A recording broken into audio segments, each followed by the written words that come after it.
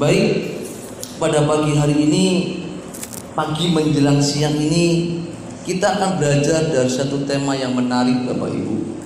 Sebelum saya menyampaikan tema ini, saya mau menyampaikan kepada Bapak Ibu bahwa ada satu hal yang perlu untuk kita ketahui, bahwa kata Kristen yang dimaksudkan oleh Alkitab itu adalah hidup seperti Kristus. Jadi jika seseorang hidupnya tidak seperti Kristus, maka dapat dipastikan dia belum pantas disebut Kristen. Saya melihat hari ini itu sangat berbeda sekali, Bapak Ibu. Sebutan Kristen, kata Kristen yang sudah umum dan sudah melembaga menjadi agama, sehingga menjadi orang beragama Kristen, menjadi orang Kristen itu sangat mudah, Bapak Ibu.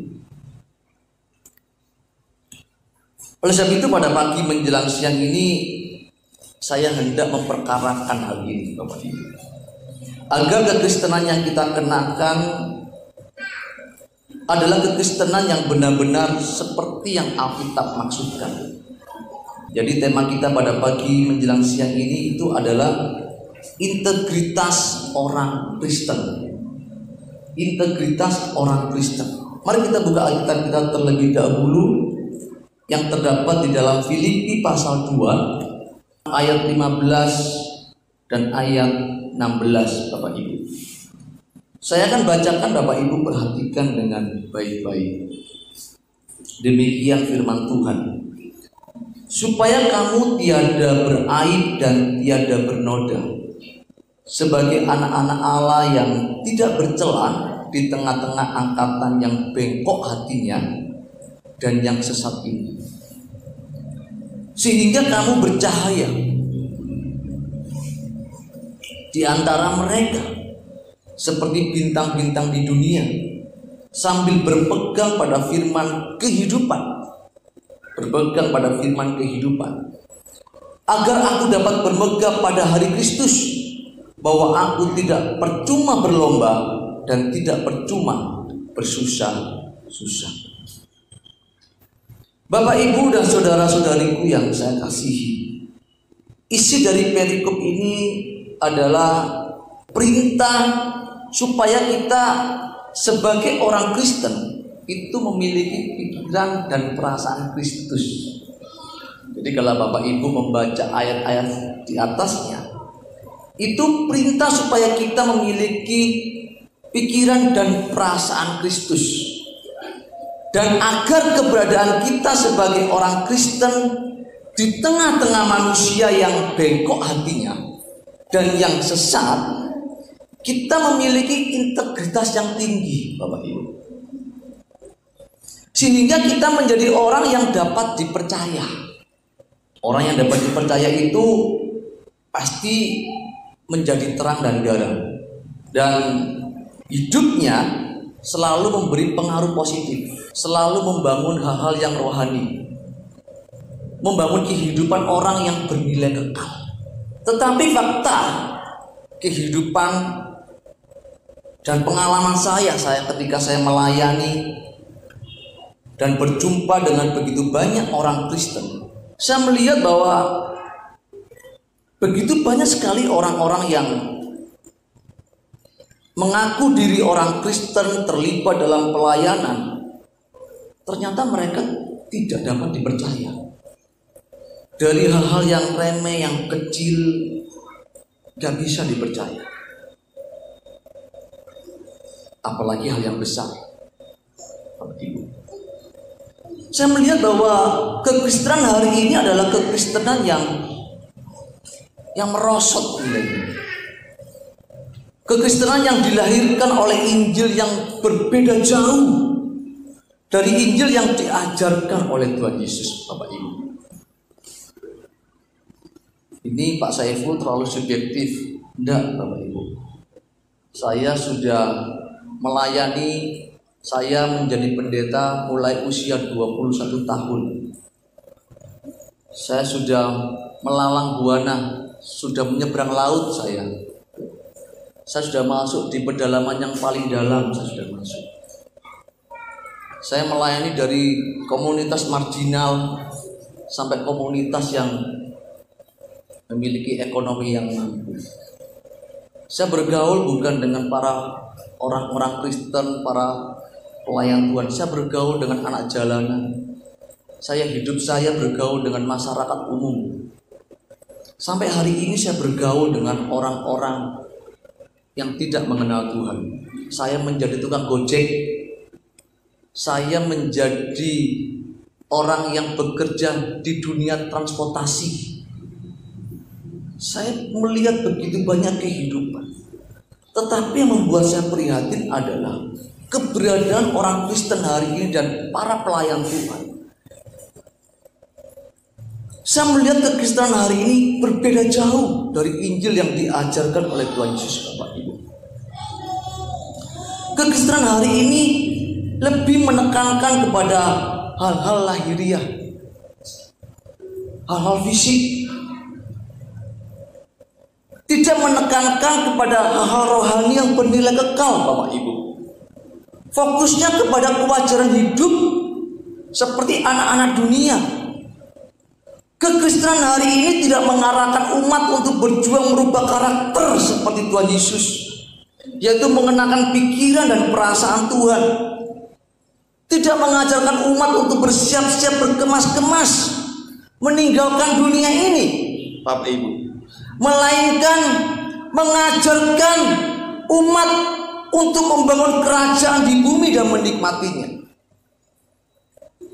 Mas Saiful ini mengada-ada, tidak, Bapak Ibu. Makanya di tempat ini saya membantu Pak Kus sudah berapa lama, Pak? Lama, Pak, ya? Sebelum gereja ini dirintis, saya sudah sama Pak Kus. Diajak keliling ya, Pak, ya? Diajak keliling dari gereja ke gereja, membantu beberapa gereja saya melayani di sini. Sudah lama. Dan saya tidak berharap di tempat ini Bapak Ibu mendengar berita yang lain, mendengar Injil yang lain. Saya tidak menghendaki itu, Bapak Ibu. Saya menghendaki biarlah kebenaran yang disampaikan di tempat ini adalah Injil yang diajarkan oleh Tuhan Yesus 2000 tahun yang lalu. Amin. Perlu Bapak Ibu ketahui ya, bahwa Injil yang orisinil itu, Injil yang benar itu pasti mengubah seseorang menjadi manusia yang berbeda dengan manusia pada umumnya. Seorang lagi, Injil yang benar, Injil yang asli, yang orisinil pasti mengubah seseorang menjadi manusia yang berbeda dengan manusia pada umumnya, Bapak Ibu. Yaitu membuat seseorang tidak mencari kemapanan dan kewajaran hidup di dunia ini, tetapi mengarahkan diri kepada kekekalan, yaitu kerajaan Allah yang akan dinyatakan setelah kehidupan di dunia ini. Dengan cara apa, Pak? Memaksimalkan seluruh potensi hidup. Saya mengatakan jadi orang Kristen harus pandai, harus pandai, harus rajin, nggak boleh malas, harus kreatif, tekun bekerja. Coba bandingkan dengan pengajaran-pengajaran yang hari ini kita dengarkan. Berapa banyak teman-teman yang melayani menjadi orang yang bermalas-malasan. Hanya hari Minggu sibuk aktivitas, Senin, Selasa, Rabu, Kamis, Jumat, Sabtu, Minggu leha-leha di rumah. Berapa banyak orang-orang Kristen yang tidak maksimal hidupnya. Ini adalah Injil yang palsu, Bapak Ibu. Orang-orang yang mengerti kebenaran Injil yang benar, yang asli, yang orisinil, dia akan berjuang memaksimalkan hidupnya. Semua keberhasilan dari prestasi hidup yang dicapai itu diabdikan untuk kemuliaan Bapa di surga, Bapak Ibu. Jadi tidak ada bagian bagi dirinya untuk menikmati keberhasilan yang dicapai itu. Maka saya tadi malam menyampaikan di tengah-tengah pemuda, puncak keberhasilan hidup kita itu bukan dari apa yang kita miliki. Harta dunia itu bukan puncak keberhasilan kita. Karir, pangkat, jabatan kita itu bukan puncak dari keberhasilan kita. Puncak keberhasilan kita sebagai orang percaya adalah keberkenanan di hadapan Bapa. Untuk apa kita memiliki segala sesuatu yang dunia sediakan tapi kita binasa?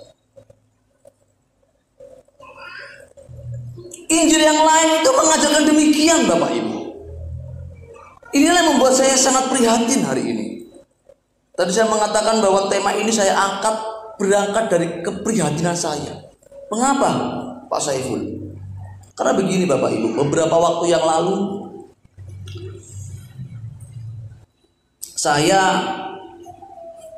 mendapat pesan atau WA dari teman saya, seorang gembala Pak Gus, seorang gembala sidang. WA-nya bilang begini Bapak Ibu, saya catat di sini.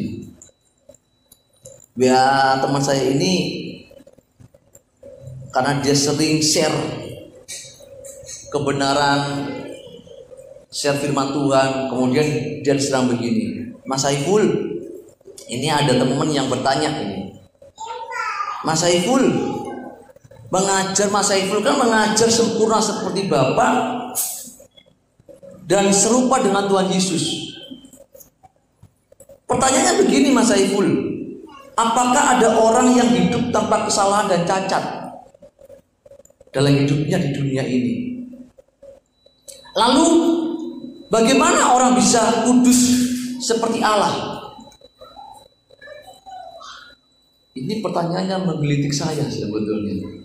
Karena pertanyaan ini seakan-akan menunjukkan begini, Mas Saiful mengajarnya sempurna seperti Bapak dan hidup seperti Tuhan Yesus. Bagaimana caranya? Ada nggak manusia di dunia ini yang kudus, yang tidak dapat salah? Ada nggak Mas Saiful? Nah gitu. Ini pertanyaan seakan-akan menuduh bahwa saya mengajarkan itu. Benar? Benar? Seakan-akan saya membuat pernyataan dan membuat pengajaran baru bahwa sempurna seperti Bapak dan hidup seperti Tuhan Yesus itu produknya Saiful. Padahal Bapak Ibu, kalau Bapak Ibu belajar Alkitab, itu yang mengajar bukan saya. Yang memerintahkan bukan saya. Yang mengajarkan dan memerintahkan kebenaran itu adalah firman Tuhan. Bisa minta tolong ditampilkan Mas, Matius 5 ayat 48, 1 Yohanes 2 ayat 6, 1 Yohanes 3 ayat 3, 1 Petrus 1 ayat 16. Di situ dikatakan dengan jelas bahwa Alkitablah yang mengajarkan demikian, Bapak Ibu. Ketika saya melihat atau membaca WA ini, saya pun merespon dengan cepat, Bapak Ibu. Kemudian saya menulis tema khotbah ini. Ternyata Bapak Ibu, banyak sekali orang-orang yang mencoba untuk memungkiri kebenaran Alkitab yang asli. Mereka yang mencoba untuk mengatakan bahwa jadi Kristen itu nggak perlu repot-repot, nggak usah susah-susah, cukup masuk dalam gereja, kasih persembahan, kasih perpuluhan, pasti diberkati. Yang penting duduk manis, banyak berdoa, ketemu Tuhan, diberkati. Pengertian doa itu yang diajarkan oleh agama itu demikian Pak Gus. Seakan-akan mengucapkan kalimat ritual, mantra 1, 2 jam, 3 jam cukup untuk menarik belas kasihan Tuhan memberkati kita. Padahal mereka nggak mengerti apa itu doa. Kalau yang bertanya tokoh agama, ini kan ngeri Pak. Kalau yang bertanya ini rohaniwan, ini kan berbahaya. Kalau sampai tokoh agamanya atau rohaniwan atau pemimpinnya tidak mengajarkan umat untuk hidup seperti Tuhan Yesus, ini kan ciloko. Lalu apa yang diajarkan? Sampai sini Bapak Ibu paham? Paham? Dan inilah Bapak Ibu fakta kebenaran bahwa Injil palsu mengajarkan banyak orang percaya menjadi orang Kristen yang hanya sibuk dengan liturgi. Saya sering kali dengar teman-teman, yang penting kamu rajin ke gereja ya. Apa hubungannya rajin ke gereja dengan berkenan di hadapan Tuhan? Gak ada kaitannya. Kalau mau ketemu Tuhan ke gereja, seakan-akan gereja itu hanya tempat untuk ketemu Tuhan. Mengerti maksud saya Bapak Ibu? Padahal untuk kita bisa ketemu Tuhan itu kita bisa di kamar mandi, bisa di mobil, bisa di kerjaan. Ketika kita lagi sendirian di rumah, ketika kita lagi beraktivitas masak, ibu-ibu yang suka masak, bisa ketemu Tuhan dengan kondisi seperti itu. Amin. Saya ini kalau lagi driver, lagi gak bawa tamu, saya di mobil bisa nyembah Tuhan, bisa nangis-nangis. Kaca mobil saya tutup rapat, saya putar lagu penyembahan, saya bisa nangis-nangis, teriak-teriak saya di dalam mobil. Apakah itu saya nggak bisa ketemu Tuhan?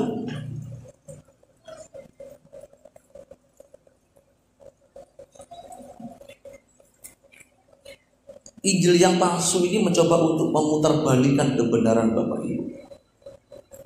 Injil palsu mengajarkan bahwa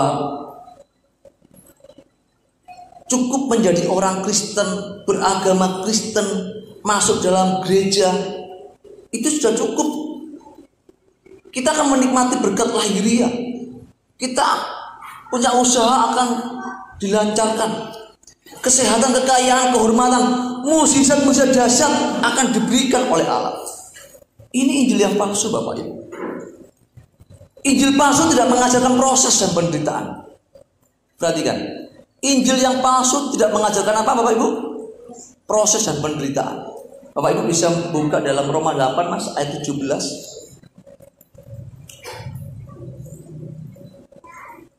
Bapak Ibu dengan cepat ya. Filipi 1 ayat 29, 2 Timotius 2 ayat 3, dan banyak lagi ayat-ayat yang lain tentang penderitaan.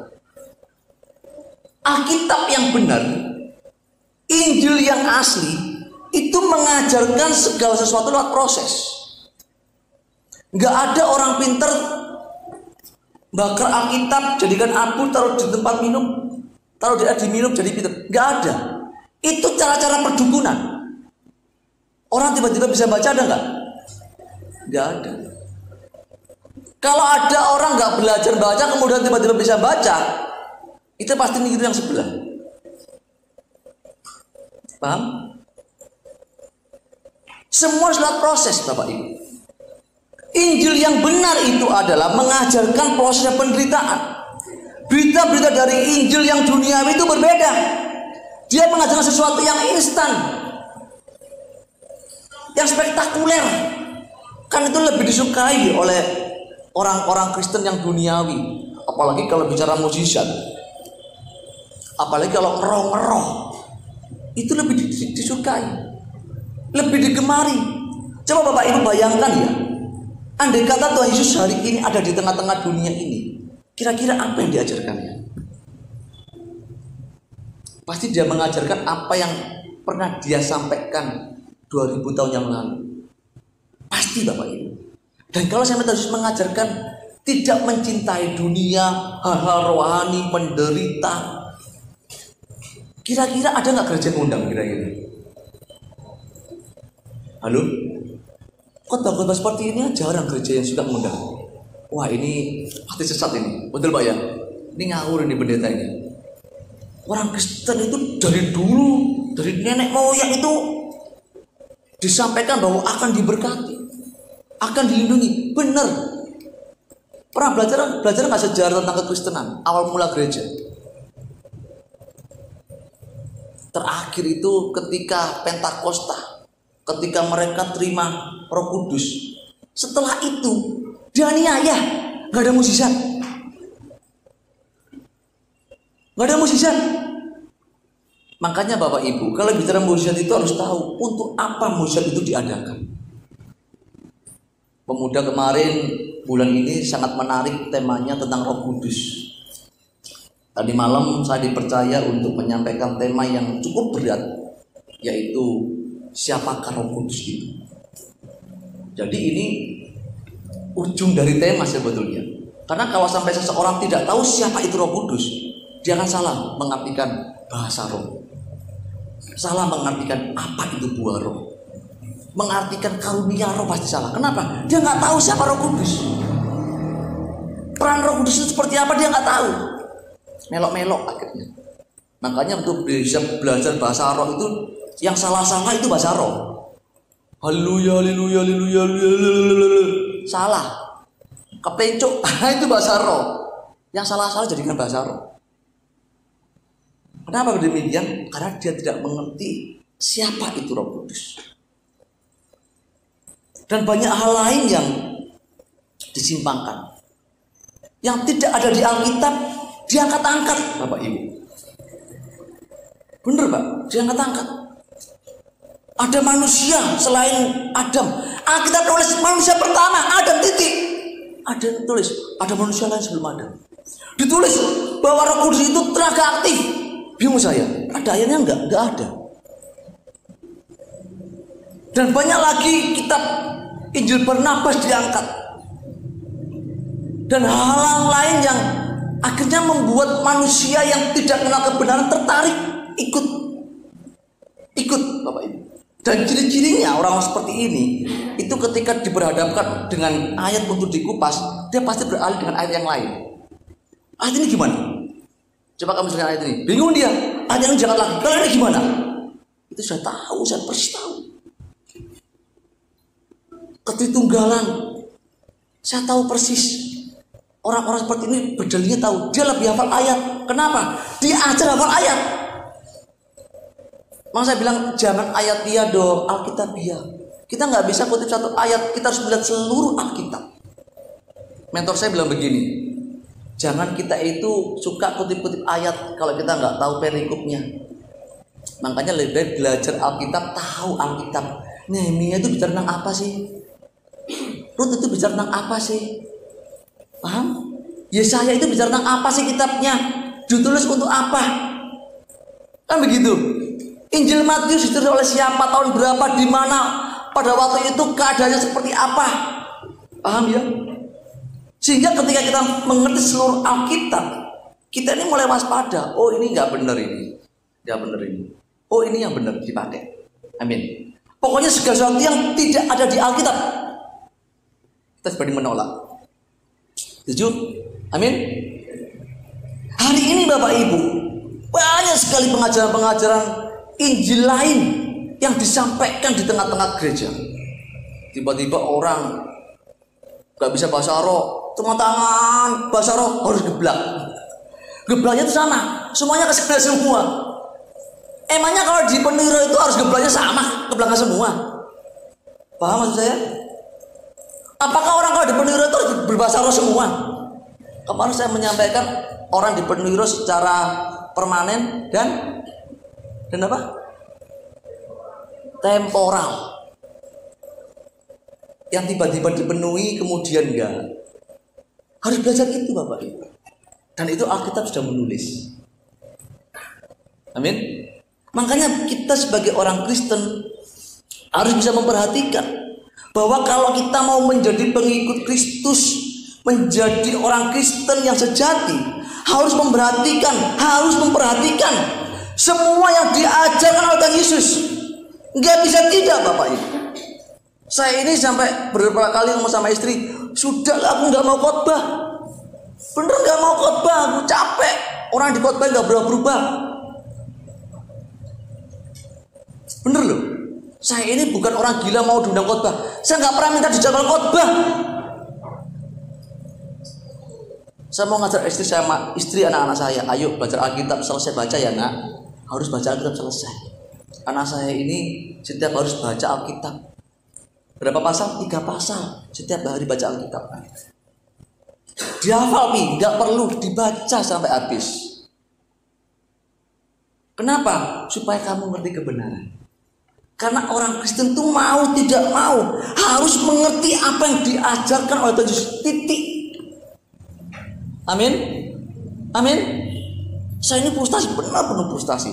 Sekali tanya jemaat sudah selesai baca Alkitab berapa kali? Belum Pak. Tanya lagi sama yang lain. Sudah berapa kali baca Alkitab? Habis? Belum, Pak. Tanya lagi, berapa kali baca Alkitab? Habis? Belum, Pak. Tapi saya hafal ayat, Pak. Coba. Pak maksud saya? Tapi saya hafal ayat, Pak. Baca Alkitab habis enggak? Enggak penting, Pak. Sepenting hafal ayat. Ini kan merusak. Sehingga kebanyakan orang yang hafal ayat enggak selesai baca Alkitab, yang enggak diajar dengan benar, rata-rata jadi Farisi. Di sini nggak boleh Bapak Ibu ya. Amin ya. Siap untuk membaca Alkitab sampai habis? Gak ada yang amin kan?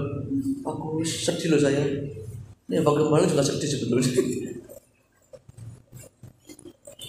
Bapak Ibu kalau mau jadi orang Kristen harus benar-benar ngerti apa yang diajarkan oleh Alkitab, apa yang diajarkan oleh Yesus. Sebagai orang Kristen kita harus sungguh-sungguh belajar, harus mengerti dengan benar kebenaran Injil yang murni dan bersedia melakukannya dengan hormat. Bapak Ibu, saya ini juga punya komunitas orang-orang yang ngerti tapi jadi Farisi juga loh.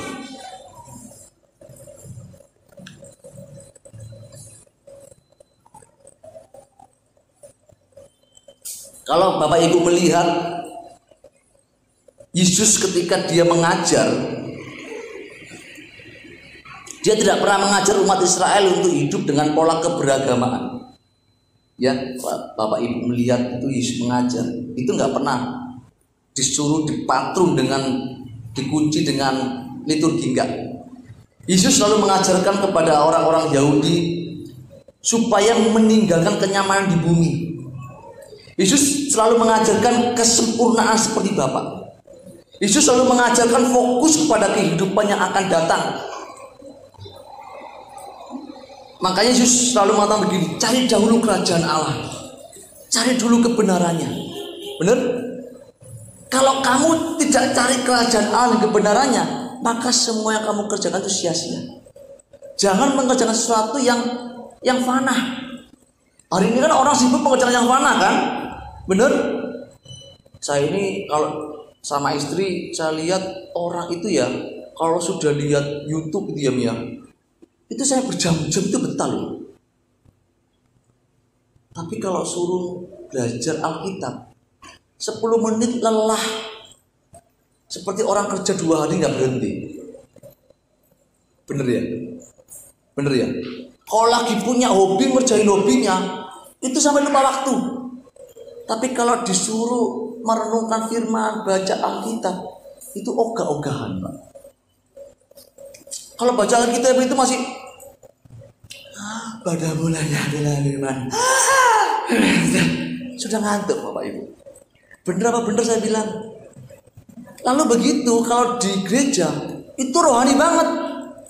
Saya mendapat suara Tuhan. Kamu gak ngerti Alkitab tapi dapat suara Tuhan. Aneh gak kira-kira? Gak tahu isi Alkitab tapi dapat suara Tuhan. Kemarin sudah diajarkan ya di pemuda ya. Tuhan membela namanya. Tapi orang-orang yang demikian, kalau dia tidak melakukan kehendak Bapa, Alkitab mengatakan tidak akan dikenal oleh Tuhan. Makanya Bapak Ibu, ayo kita kembali kepada apa yang diajarkan oleh Tuhan Yesus. Hanya hal-hal rohani semata-mata. Hanya hal-hal rohani semata-mata. Ketidakmengertian Injil yang asli, kemudian ditambah dengan doktrin-doktrin agama yang tidak mengenal Injil, serta gaya hidup yang duniawi, menciptakan kekristenan yang sesat, kekristenan yang merosot, kekristenan yang palsu, yang hari ini tumbuh subur di zaman kita, Bapak Ibu. Saya khotbah demikian seperti ini, itu banyak yang gak suka. Saya tahu gak ada yang banyak suka. Saya sadar diri. Khotbah saya banyak yang gak suka. Saya sadar diri, Pak Gus. Andai kata Yesus mengajar demikian hari ini, gak ada gereja yang ngundang. Percaya sama saya. Tapi kalau diajar, diberkati, terima mukjizat, yang lumpuh berjalan, rame yang datang. Tapi kalau diajar hidup menderita seperti Yesus, nggak ada yang datang. Percaya deh sama saya. Maka saya berada di tempat ini Bapak Ibu, ayo deh, carilah perkara-perkara yang di atas. Lagu tadi mengatakan wis awan bekerja gerak. Dunia sudah menunjukkan tanda-tandanya. Mau apa lagi kita? Mau santai.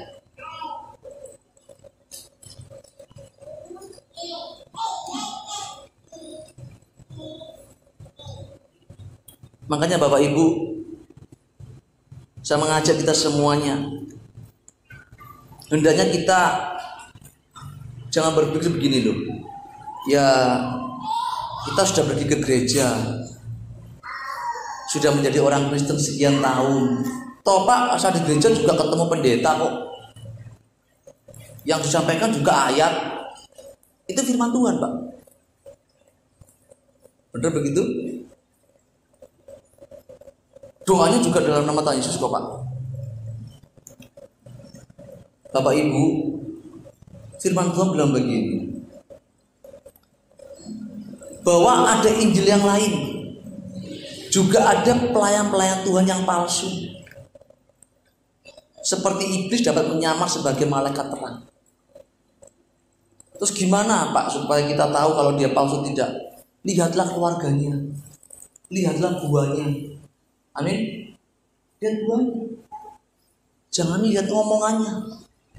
Ini bisa dilatih nih. Kalau orang suka baca, kemudian ngomongnya dengan orang-orang intelek, ya suka berbicara, itu bisa fasih lidah loh. Bisa fasih lidah loh Pak. Tapi untuk bisa membedakan ini pembicara yang benar dan tidak itu dari mana? Dari buahnya. Lihat pasangan hidupnya benar enggak? Anak-anaknya benar enggak? Kehidupannya benar enggak? Kalau ngomong seperti saya ini gampang, jutaan orang bisa Pak. Tapi kalau menghidupi kebenaran dan menyampaikan sesuatu yang benar dan dia menghidupinya, itu enggak banyak.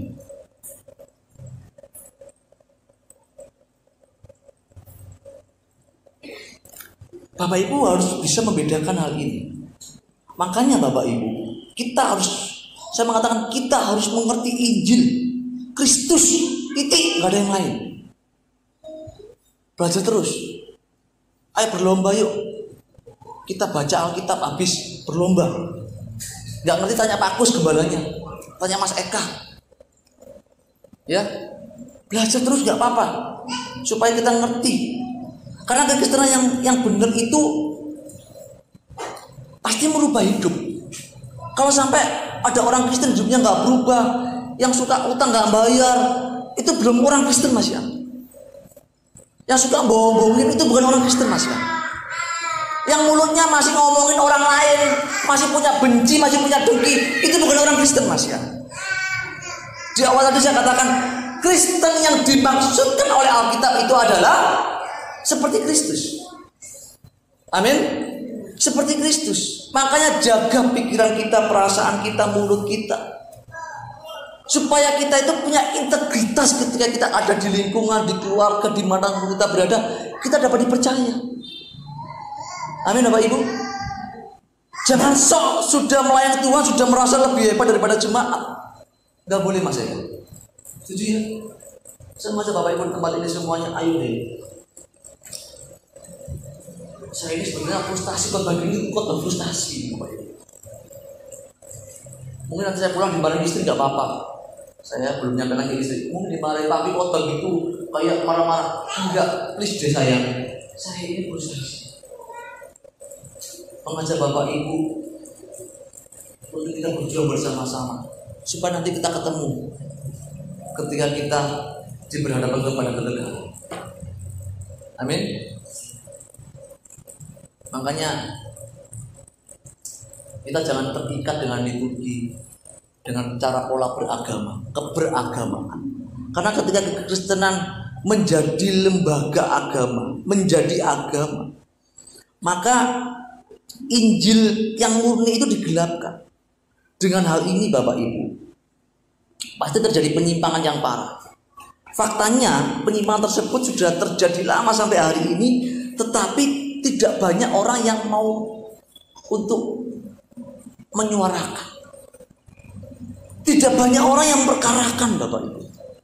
Kenapa? Ya karena mereka memang tidak haus dan lapar. Kenapa?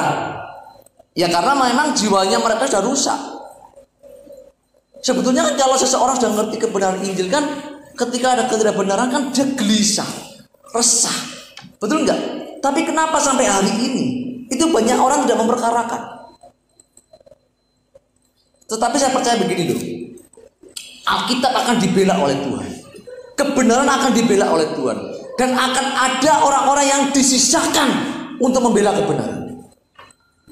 Dan saya mengajak Bapak Ibu untuk menjadi bagian dari orang-orang yang disisakan untuk membela kebenaran.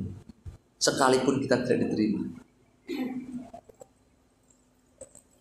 Maksudnya Bapak Ibu harus punya integritas, dapat dipercaya. Dari mana berangkatnya kita melayani? Saya bilang sama anak muda, dari mana Mas melayaninya? Dari keluarga. Keluarga dulu. Ya, jangan bilang gitu ya. Dari keluarga dulu. Jangan hebat di sini. Bisa bohong nanti. Hebat di keluarga dulu. Bagaimana kalian menghormati orang tua, menempatkan diri sebagai anak sepantasnya sebagai anak. Ya, Bapak Ibu punya pasangan, jadilah pasangan yang sepantasnya sebagai pasangan yang diteguhkan di hadapan Tuhan. Amin. Dari situ dulu aja berfungsi. Ketika situ berhasil, mulailah menjaga yang dulu. Kalau emang sudah pantas melayani keluarga dengan baik, bolehlah melayani di sini, Pak. Pak, gimana caranya? Berarti gereja kosong. Makanya Bapak Ibu, supaya gereja ini gak kosong, jadilah teladan berjuang. Amin. Kalau bilang begini, ya nggak mungkin kalau belajar sekarang nggak berhasil, berarti nggak bisa melayani. Makanya Bapak Ibu dipaksa. Kalau Bapak Ibu nggak paksa, Bapak Ibu akan selamanya menjadi orang Kristen palsu yang suka dengan hal yang mistis.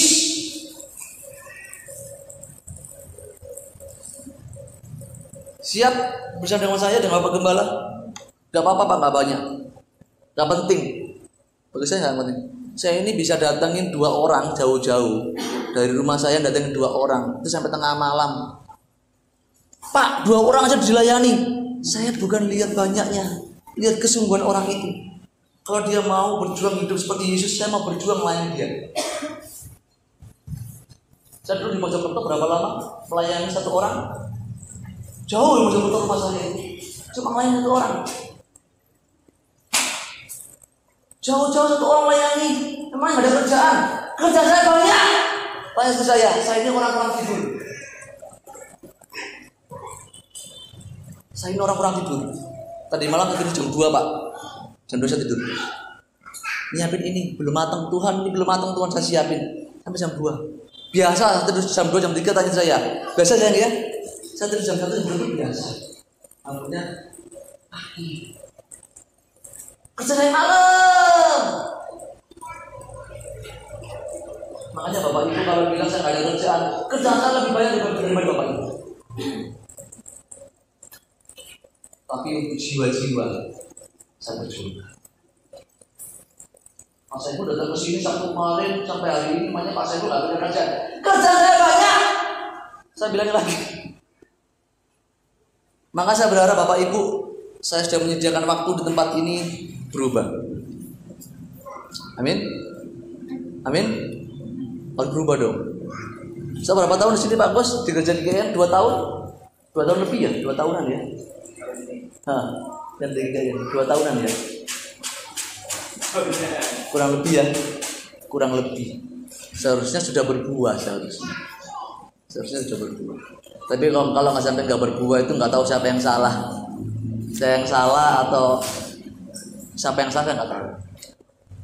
Cuma pada pagi menjelang siang ini saya tegaskan lebih keras lagi. Ayo, kalau Bapak Ibu tidak berhasrat untuk menemukan Tuhan, tidak berhasrat untuk sungguh-sungguh mengerti kebenaran, maka Bapak Ibu akan menjadi orang-orang yang biasa. Yang penting dengar khotbah selesai, amin, pulang. Nggak pernah mempersoalkan. Tapi kalau Bapak Ibu mau dewasa, mau berubah, mau mengerti kebenaran, Bapak Ibu akan memperkarakan setiap khotbah-khotbah yang disampaikan di gereja, dipilah-pilah, difilter, pasti. Karena saya yang nomor 1 itu kalau dengar khotbah difilter sama dia. Ini nggak bener ini Bi, khotbahnya. Anak saya SMP kelas 1 itu sudah bisa milah-milah khotbah. Oh ini nggak bener. Dia diajak sama temannya ke gerejanya, dia pulang cerita, khotbahnya begini Bi, ini nggak bener. Ini masa khotbah nggak begini? Ini kok begini khotbahnya Bi? Khotbahnya kan sudah begini Bi. Coba. Anak saya SMP sudah ngerti. Pacaran itu nggak boleh, belum waktunya. Pacaran itu persiapan untuk pernikahan. Masih SMP anak saya. Tapi bisa nasihatin teman-temannya. Dia tahu apa itu pacaran. Dia tahu apa itu surga. Anak saya ajarin. Supaya ketika dia dengar khotbah, dia bisa pilih-pilih. Saya punya buku seks apa? Seks usia, seks anak, seks usia dini. Jadi saya ajarin. Kok pas itu ngajarkan dunia kita tambah jahat. Kalau kita nggak ngajari kebenaran, anak kita bisa hanyut di bawah arus. Usia sebaya itu pakainya kuat banget. Kalau orang tua tidak menjadi sahabat, tidak menjadi teman, tidak menjadi pembina, tidak menjadi mentor, anak kita bisa hanyut. Bapak Ibu siap untuk menjadi teladan, punya integritas, dapat dipercaya, dimulai dari mana? Dari keluarga. Siap ya? Siap ya? Mbak Nit, Mas Eka jadi teladan. Ya, selesaikan masalah-masalah yang enggak saya melihat perlu diselesaikan. Nanti kita berdua aja, kita ketemu nanti. Perlu diselesaikan. Ya. Teman-teman Bapak Ibu yang punya masalah keluarga diselesaikan. Dari hati-hati. Sampai Bapak Ibu benar-benar pure, gak ada ganjilan dengan pasangannya, layani Tuhan dengan. Oke, siap ya, siap ya. Ini khotbah yang agak keras, tapi saya berharap khotbah ini dapat membangun dan Bapak Ibu diberkati. Terus berganti. Mari kita berdoa.